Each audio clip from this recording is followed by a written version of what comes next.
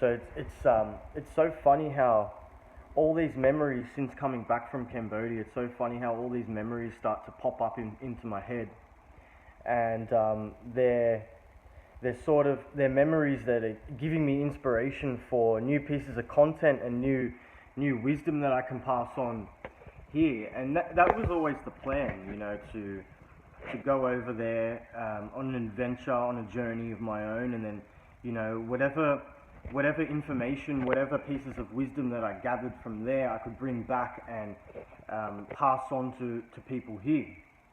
And one of the memories that popped up yesterday was this. The memory I associated with the idea or the act of generosity. Now, I remember picking up a book while I was there called The Code of the Extraordinary Mind, written by Vishen Lakhiani.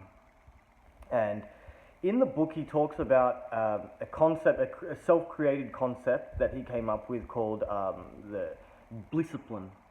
So, what blisscipline is there are 3 acts in which you can perform, and these are acts that you can do, on demand whenever you want. And they include gratitude, showing gratitude, generosity, showing acts of generosity, and also the act of forgiveness. So I was testing these concepts out as I would go through my daily life over there. And I had my gratitude journal that I would write in the morning, and that I found that really to make a difference on my overall level of happiness. You start to pick out the things that that you feel grateful for, and when you're priming your mind to constantly trying to think up these things that you're grateful for in your life, and you get specific with them, you start to naturally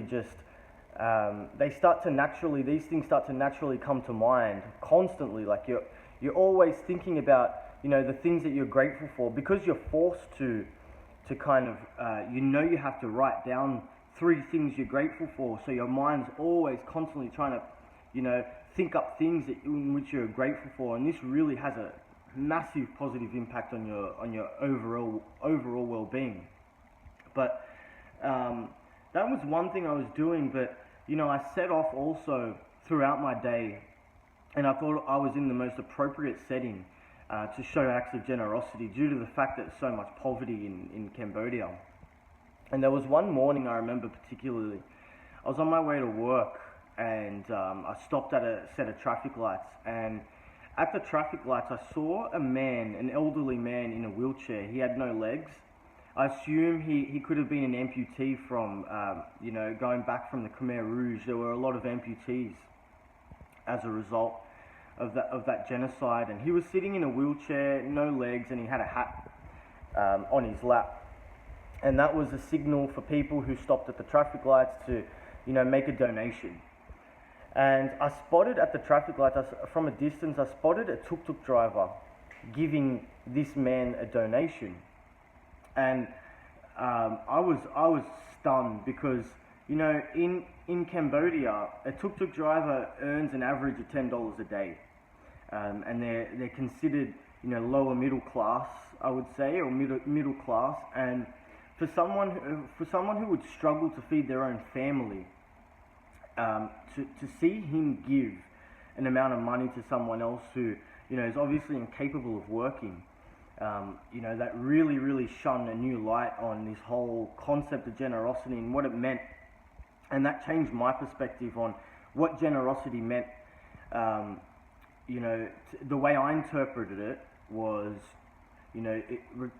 irrespective of how much money or how much wealth you have, it's not a matter of waiting till you get rich or waiting till you get wealthy so then you can give. It's about giving what you have already. And a lot of these people in Cambodia, middle class especially, they don't have excess wealth.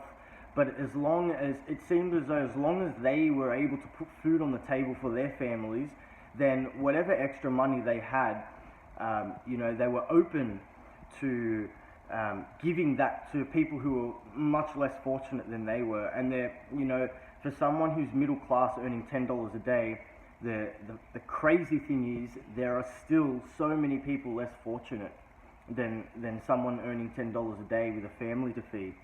So, after that, it changed my whole perspective, and I kind of started to think about the faith of Buddhism and how growing up, being born and raised in that faith of Buddhism, how that would influence someone's behavior when it comes to generosity, and even influence people's behavior working together as a community as a whole, especially considering the fact that they had to rebuild their society as a result of this genocide only 40, 50 years ago. So that strength of community and working together is also vital for everyone's survival in a place like Cambodia.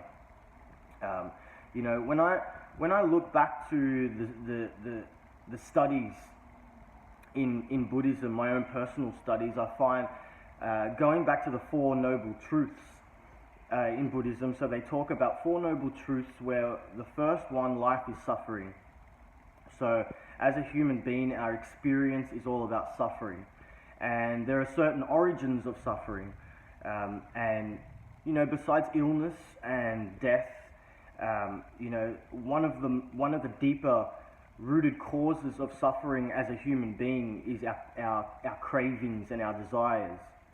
And some of those cravings and desires lead to our own personal greed. And then, they go into, in Buddhism, they go into how one can liberate themselves from this constant natural human suffering.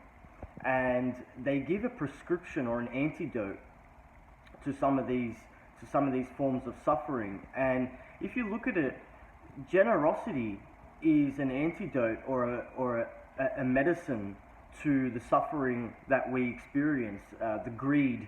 We experience suffering from greed, from our desires and from our cravings. And being generous, showing generous acts is a way or an antidote in order to combat that suffering that we endure from greed. So I wrote a blog on this, and it's going to be released. I'm going to release it later tonight, and I also have some scientific evidence to support some of these claims. There was a research done at the University of Zurich where they got two groups, and each group was given money, and one group was told to spend the money on themselves, while the other group was told that they're free to spend this money on people that they know, and give the money out practically. And they found after doing scans that with the people who gave money out and showed those acts of generosity towards other people, there were certain parts of the brain that lit up that actually release certain chemicals in the brain that result in feelings of happiness and feel-good vibes. So please, I would love for you to read that blog and share it if you know anyone that would benefit from reading something like that. And I hope you find it useful, and I'm going to release that later tonight. So please read it, and I hope you enjoy it.